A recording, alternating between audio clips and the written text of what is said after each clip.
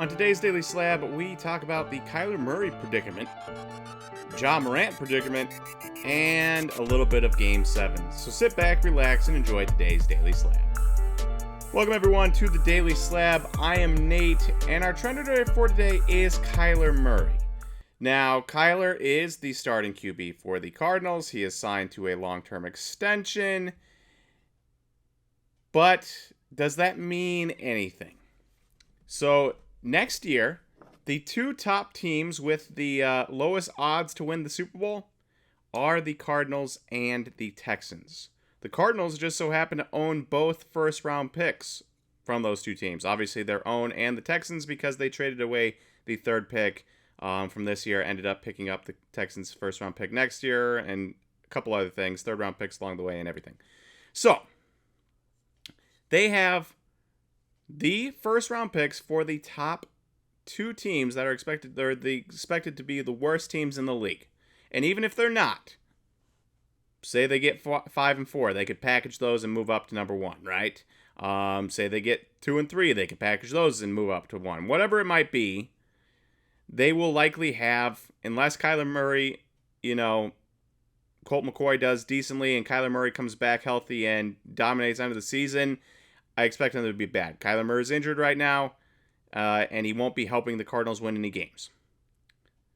So here's the predicament, is that you've got Kyler Murray cards. You can see here his select silver field level PSA 10. That is down significantly, 42% in the last month. It's almost to $100 there for that card, despite being a field level silver PSA 10. Almost $100. What do you do with your Kyler Murray cards? Obviously, he's not going to be playing for most of the season, so you're not expecting a big boost this season.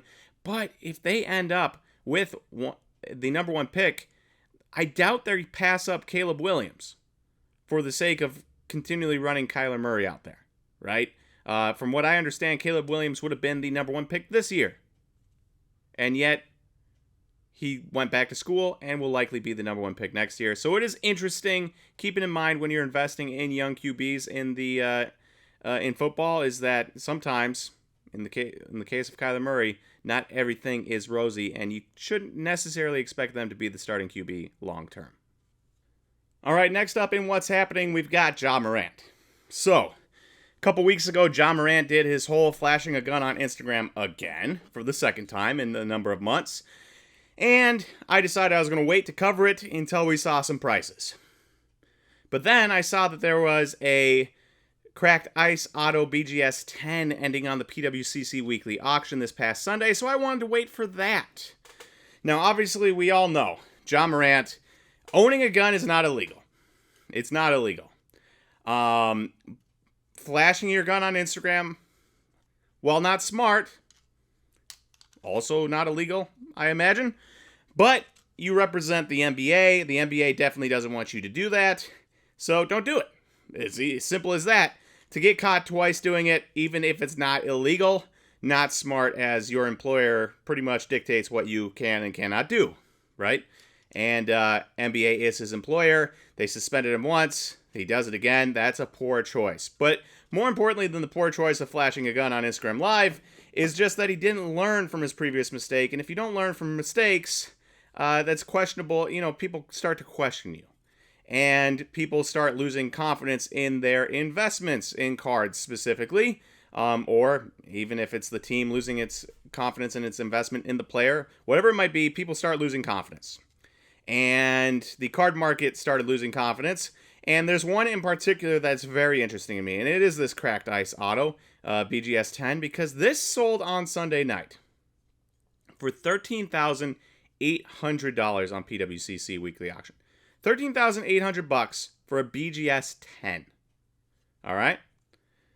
The 2019 Contenders Variation Rookie Cracked Ice Auto BGS 9.5, so not the normal card like this, but the variation, sold for $12,500 on March 9th.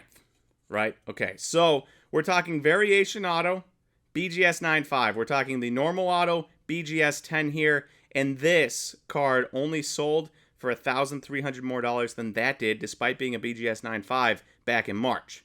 If you want to go find a non-variation auto that sold, you can go back to November 7th. A Contenders rookie cracked ice auto number 25 PSA 910 sold for $15,100. So $1,300 more than this BGS 10 sold for back in November when it sold for a PSA 9 sold for $1,300 more back in November than it did just the other day for a BGS 10. The card ladder value now on that PSA 910 cracked ice auto is $4,723.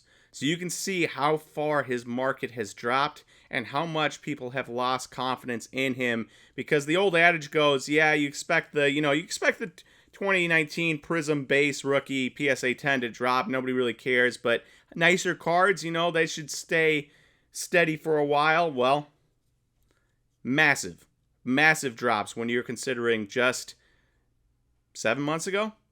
We're talking 7 months ago that a PSA 9 of this exact same card sold for more than a BGS 10 did just this past Sunday.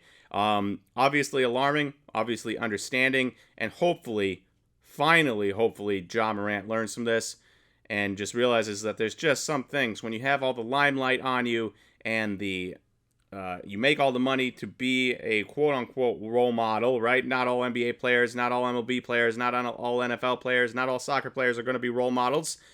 But you make a lot of money to put on a good face for the public. And he has not put on a good face for the public twice now. So hopefully he learns from it and just realizes he just can't do that. Just can't do that. And then lastly, in what's happening, that was a close one. I had been a little bit harassing of Jason Tatum in the last couple weeks, or last week, when they went down 3-0 to the Heat, and then they come back 3-3. I'm like, oh man, this is embarrassing. I should not have harassed Jason Tatum as much. It might not have been on here necessarily as written content through SlabStox, but they did end up losing. Now Tatum obviously got injured. He hurt his ankle, was not himself. That being said, injury or not, the Tatum-Brown combo went 13 for 36 from the field, with Brown taking most of the shots, for 33 points. They combined for a -39 plus-minus in a Game 7. Now, again, Tatum injured, but Brown did not step up. He had a terrible game in a game they had to win, obviously, to go to the finals, Game 7, and they lose by 19 points. Pretty tough scene for the Celtics, for the fans, because obviously once you win 3 in a row, you kind of feel like it's destiny. And then it wasn't. On the other end, you had Jimmy Butler going for 28, 7, and 6, which is nice. And then you also have Caleb Martin. Not Cody Martin. Don't be confused with Cody Martin, his brother, but Caleb Martin. And Caleb Martin had a pretty good time of it on Monday night, when he went for 26 points, 10 rebounds, 3 assists in 44 minutes. And, of course, the world exploded and the world freaked out about a 27-year-old having a big game in a Game 7. And they started spending outrageous prices on stuff, including what you can see here, his Optic Fast Break Rookie Black Auto 101 from 2020. That sold for $400. Buy it now. Best offer on the 29th. So people are going crazy for Caleb Martin cards. They're also accidentally going crazy for Cody Martin cards. And there's a lot of people that are spending way too much money because they're both in Hornets jerseys as rookies, and people don't take enough time to look at the card and look at the name before buying. So be safe out there. If you want a Caleb Martin card, make sure you're getting Caleb Martin and not Cody Martin. And congratulations to the Heat for moving on to the finals.